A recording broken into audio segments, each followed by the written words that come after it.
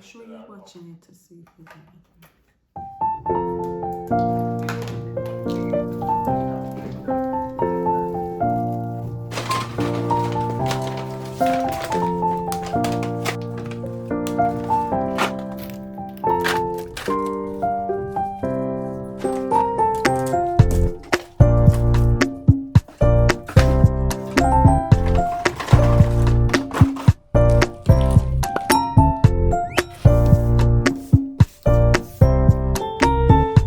Eating the sandwich first. Hello, chosen ones. Welcome back to our channel. Today we have an important topic to discuss. What is holding you back from fulfilling your dreams? What is holding you back? Oh, goodness, it's a lot. You're not reaching your goal, and I want to see if I can help you. This is a question that plagues many of us, and today we will explore how to uncover the barriers that stands between us and our dreams. Today I'm working on my dream. Can I show it to you? Take a look, guys.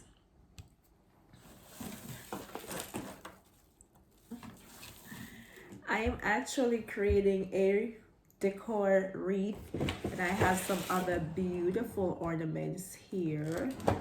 How did this become a dream of mine? It's not one of those dreams that I've had ever since I was really young. This is just kind of like something that happened. So, I told you my story many times, and I'll share it here again for those of you who don't know. I struggle with keeping a job. The girl is very good at job interviews. I wrote a whole book about it. Check the link out below. It's one of the best job interview and career preparation books in the field about getting a job. I'm excellent at it. Guess what the title of the book is? Why I Never Failed an Interview. Yeah, I'm not kidding. That's the title of the book. So I never failed a job interview. Very good at it. I usually get hired on the spot right away from my job interviews because I come ready. I come let you know, okay, forget everybody else. We have a solution for how we're going to make this company move forward. And this is what it is. And this is why you need to let me do the work because I have the solution. That kind of approach, very positive, very confident, walking into a job interview as if I'm doing an audition for the star role in a movie, which by the way, I love. But that's how I show up and I dominate, right? So it took me a while to realize I was really good at it. Is hindering you from moving forward. It's always something or someone. And I really want you to also consider that that someone there that I'm referring to could be you. That's a possibility, right? It could be you. Do you create roadblocks for yourself every time you think about your dream or your idea and what it is that you'd like to accomplish? You immediately go to the but, or this is why I can't. And you put it off for again another couple of months, a year, until it turns into years. And it could possibly be that the reason you came up with, if you had someone to share it with, a therapist, a counselor, a life coach, you would have realized that it really wasn't much of a reason. It was just all in your mind. You don't know how to figure out your life, how to solve the problems of your life, how to organize your life, how to quit the things that are unnecessary to pick up the things that are necessary for you to live a life of purpose, a life of happiness where you fulfill your dreams. I always find that in myself to do the work of figuring out what is holding you back because I know how important that is. These are all the gorgeous things that I'm going to be putting on this wreath. I know how important that is because the truth of the matter is that's where the biggest stress comes from. It's from the thing or the person who is holding you back. Who is that and what is that? What does that look like in your life? Your resistant factor. Who is responsible for that? All right, so let's say you like to be creative and you're a crafter like me, your hands are good. I stopped by a friend's church yesterday and they were praying over my hands and my creativity. And I really enjoyed that prayer because, oh, jeez. Oh my God. This is a labor of love because you see that, guys?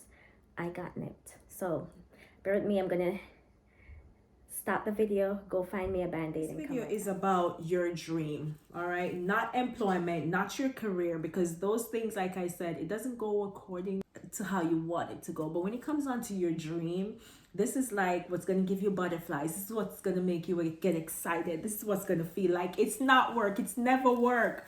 You hear me? This is supposed to be me here working. This is not work. This is like doing what I love and having fun all at the same time. And I'm out of zip ties. I don't want to use the wire. Yes, guys. So how did I end up doing this and having a store on Etsy and having I read some people's doors all around different states and different countries?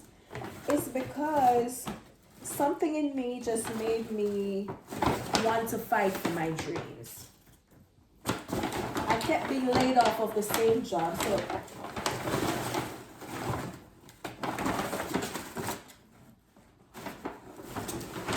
alright, so let me get back to the story. So guys, I kept being laid off of the jobs for some reason or the other. They tell you things that's supposed to suffice and it doesn't make any sense to you because you were really counting on this job. But one of those times when I came home, I was just like, okay, what can I do? If I never get called for a job again and can never keep a job again, I can't look at my husband and my kids and how am I going to feed myself? What is it that I'm going to do? And I said, aha, maybe I could make one of these wonderful things. Everybody comes here and loves this item in my house and I made it. Maybe someone will want to buy that.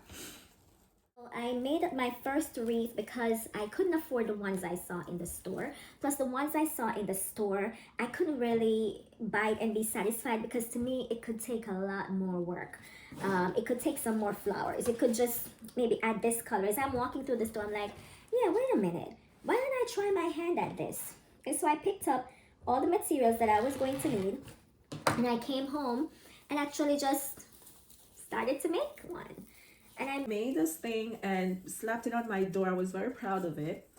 And then I started receiving questions about it. And the questions turned into orders. And the orders turned into a home decor business, home decoration, home decor signs, floral vases, and wreaths. I absolutely love making wreaths. They have their time when they sell. I can't say it's gonna turn me into a millionaire because again, these are not passive income jobs. These are sweat etiquette jobs. All right, you have to put in the work, and if you don't have the time that it involves, and sometimes you can't even measure the value of the time it takes and the materials and to source the materials. So you just find out that at the end of the day, you may be coming up at a loss.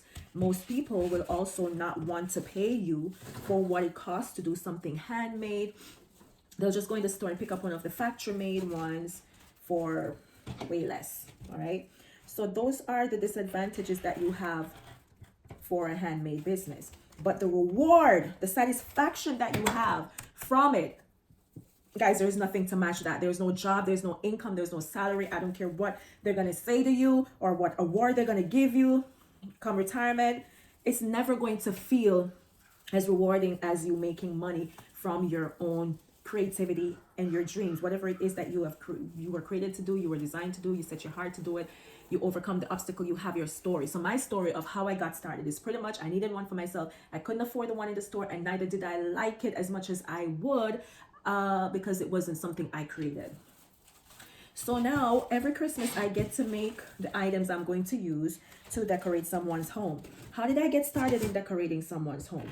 The next thing that I did where that's concerned is I put something out on the marketplace that I made, some Christmas decor, trees and garlands, and it turned into offers and people actually come into my house to pick up them. So I decided, you know what, I really love this and I can do this. And there's not a lot of who is doing this. It's exciting. Let me give this a shot. Got my LLC, registered my business, got a business license, everything, marketing materials.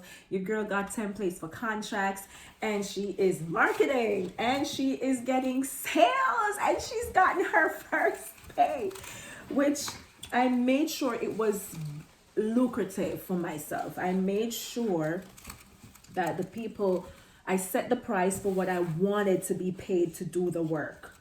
And I got the money. Like, that was the best part. Afterwards, I found out that it actually costs more. But it was a good start, you know. It was a good start. So, again, I'm here to encourage someone to look in your life and see what obstacles are there. For me, I had obstacles of keeping a job. So, automatically, I became an entrepreneur because I was not going to depend on a 9-to-5 job to put food on my table and take care of my life. If you can look to see who or what is in your life that's hindering you, what kind of fear, self-doubt, is standing in your way? Is it a lack of resource? Are you saying, Kish, I don't have the money? Because guys, sometimes I be taking money out of the family budget as I walk by in the stores and see pretty things, and an idea comes to me, and I'll get into trouble with hubby because I'm taking out the family's money to fund my personal project. But in my mind, I'm like, but I could sell that and double the money, right? Give you back your money, honey, to put on the whichever utility bill or whatever we were planning to do with that money. Buy gas for the car. Well, that's important. And one time I did that, and I didn't know he didn't buy gas yet, and I spent the gas money, and he didn't have any gas to go to work. And he was so mad. And then he was carrying on, and then I was like, okay, couldn't I just get that much? Couldn't I just get some money for myself? Couldn't I just get some money for myself? Which is besides the point. But the point is, if I was asking him for money to do that, he would give it to me for that. But you know how we do, ladies. I had to because I felt like, okay, I used the money to buy wreath materials. But I'm just trying. So just do something to get back some money to buy gas. Of course, the car can't move without gas, but I found him some change enough to be able to go to work to make some money. And then I threw him onto the DoorDash, right? So that kind of worked out, but not after him being upset. So is it a money issue that's standing in your way? Like I just mentioned something, DoorDash, Ubering, freelancing, make one product, mark it up, make back what you spent, and get some money for products for another job. You can probably get 10 orders out of one product. And that 10 orders, okay, let's say you spent $30 in materials to put on a wreath, which is nothing to spend on a wreath. It gets really expensive, guys, I promise you, especially if you're like me and you want to put really fancy things. So you're going to spend, the cost to make it and to ship it was about $50. You charge a person $100 and you had 10 orders. That's 50 times 10. That's $500 now that you have, which is simply just profit. So guys, this is how you can begin to make money from doing something. So just start with your dreams. Just start. The best way to deal with obstacles that are hindering you from your dream is start where you are. Start exactly where you are in your busy state. Have no time for this. Not enough education or information. Start right there. Start with getting information. Start by doing the numbers. Start by getting the math work done. All right, so now who will buy it? I struggle with that every day. Who will buy it? I don't know who will buy it. The people who are opening their stores for us don't know who will buy it. When they open up a new restaurant businesses, that's not your concern. Your concern is to make sure you have a product, and hopefully you already did some research to say, okay, people actually like these things. If Michaels and Joann's keep selling wreaths every single year, and when you go back, you don't see they keep moving off the shelf, it means that there is a market for it. So I really want you to sit for a while, reflect on your life, see what are the obstacles, the external pressures, what people are going to say, maybe the folks who follow you on social media. Maybe you need to just start a different social media for the thing so they don't even realize that you're doing it, because I know that fear as well as has actually hindered me from posting a lot of things on social media. They're going to say, oh, she's doing this again, oh, she's that, can't keep track of her. What people say does affect our lives, but this is not the season for us to care about what people say. So I need you to start focusing on that. My attempt is to layer this. My moment of discovery that I have this ability came from me deciding to just give it a shot. What is your desire to start? May I encourage you today, find some motivation, maybe from just even this that I'm doing, that it motivates you, an extra couple $100 every month, every week. What can that do? That can pay you a car note.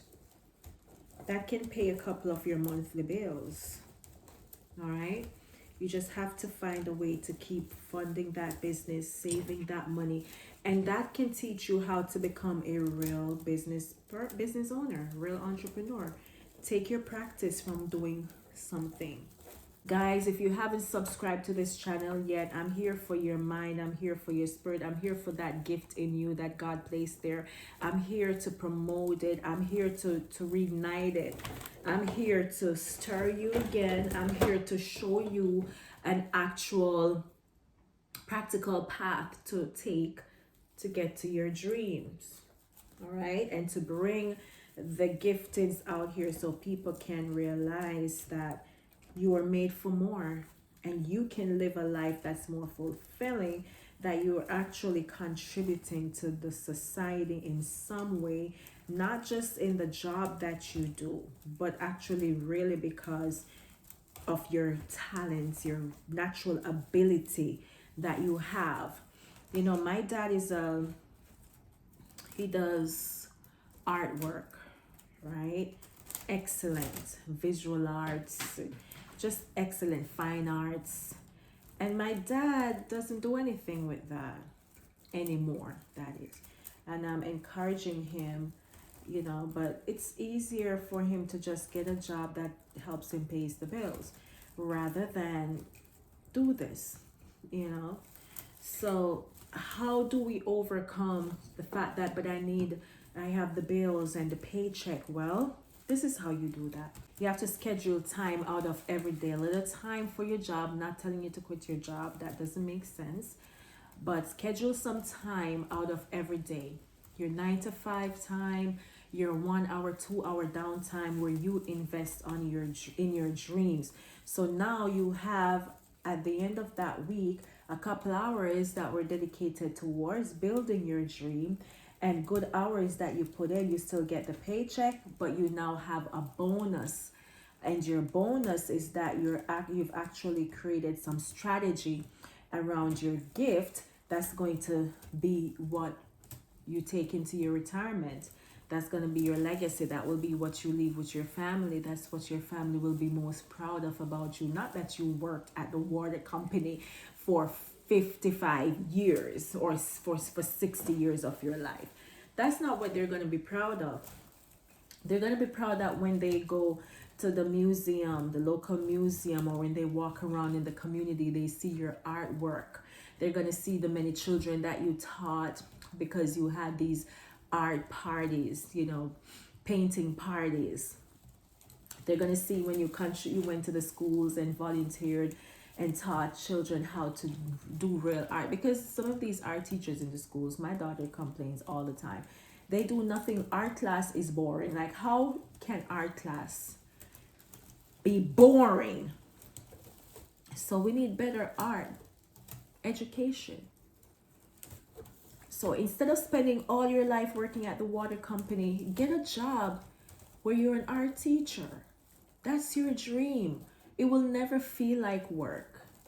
Guys, these are achievable, but we just need to talk about them. We need to talk and say to each other, and let's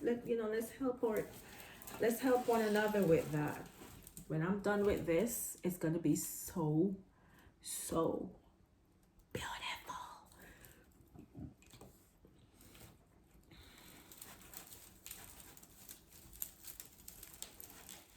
So I need you to have a strategy and create a plan.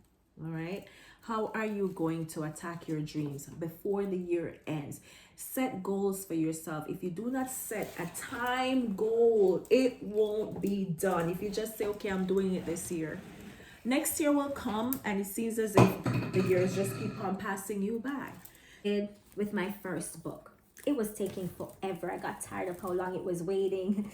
And my dad would say to me, Kish, get the book done. Because I keep telling him what I want to put in the book and how the book is going to end. And I'm writing this book, and years had passed. I think it took me 6 years to complete writing that book. Procrastination and imposter syndrome and everything, everything, obstacle, child giving birth to children, raising children, the struggles, trying to settle myself as an immigrant in America. Lord have mercy. It was just so much church and ministry. I didn't think it was ever going to get done. But then one day, 2019, my birthday was coming up, and this was now almost my birthday. I think this was May, and I said to myself, I had an aha moment. I said, I am going to complete my book by my birthday and give that to myself as a present. Now, guys, listen, it was very unrealistic because we were in the month of May. We were maybe the second week into the month of May. And my birthday is June 1st. And I'm coming up with this ridiculous idea that a book that's taking me over 6 years to complete could be done in a matter of days, guys. And guess what? I got it published May 30th. I published it on KDP, self-published, May 30th. And I think there was something wrong with the publication, why it didn't go live direct. It was live on my birthday, but I had to edit and wait 24 hours for that new edit to come in. But the book was literally available in my KDP store on my birthday, and I started advertising. That was my birthday gift to myself. I had my poster in the background. I went to a whole studio that my friend had to talk about the publishing of this book. Guys, it took so much out of me. I think I suffered a little bit of stress-related issues, sleepless nights, because now I'm doing this in between the family and the kids, and when they go to sleep, but I was determined to surprise myself on my birthday, and I did it. I said I did it. If I was doing that all along, over the years, setting these goals, quick goals, I didn't set a long goal either, because when you set long-term goals, there's so many more obstacles that comes in the way, and you have more excuses. So I set for myself a very short-term goal that seemed unrealistic, and then I pushed myself, because sometimes that is what it takes, is you pushing yourself to actually make it happen. All right? So the beauty about this grapevine wreath is that you can find any place in it to stick things and tie things, and the little wires work so everything is secured and in place and not going anywhere. I have another roll because there's not much of these left, but I have another roll because sometimes it takes a lot, and I want my wreath to be super full. So this is actually like a beige or cream or ivory color with rose gold blend. That's my color scheme. Like, that's my favorite of the metals. I love gold. Gold, it would be my number one, but second to gold is the rose gold kind of old vintage gold, not the very bright gold. Let me show you what I'm talking about. Like that last wreath that I made the other night, like this type of gold. Baby, I love this thing, and it matches perfectly. But champagne, right along the lines of champagne. So I get to play with colors. When I was making hats, I still do make hats from time to time. I am a millionaire. That's another dream. That one came to pass, 2013. And I was creating my own colors. I learned so much about the color lab. During that time, I made my own little dye lab in my home so I could create the most unusual color hats. I bought all kinds of dyes and just dyed them. So you get the real custom made feel when you work with anything Destiny. That's the name of my businesses, is the word Destiny, because this ended up becoming a thing of destiny for me. It's destiny that had its way. It wasn't supposed to be the jobs. It wasn't supposed to be the promotions that the jobs would give me. It wasn't supposed to be how much the length of time I spent on the jobs, because the longest I've ever spent at any one particular job is 3 years. So it wasn't supposed to be that I get joy and income and get riches from any working for people. I am not designed to work for people, guys. I've tried it. It doesn't work for me. Assess your life and come up with your story. What is your story? See what doesn't work for you and stop, for Christ's sake, doing the things that do not work for you. You're miserable. You're stressed out. You're borderline depressed. You're not doing what you love. You're not doing what fuels you, what makes you happy, you know? So it's time. It's actually time to stop letting someone and something cause you to give up on your dreams. If you like this video, guys, let me know you love this content and you want more of it, and come back and talk to me. Say something. Wait, that's too bright.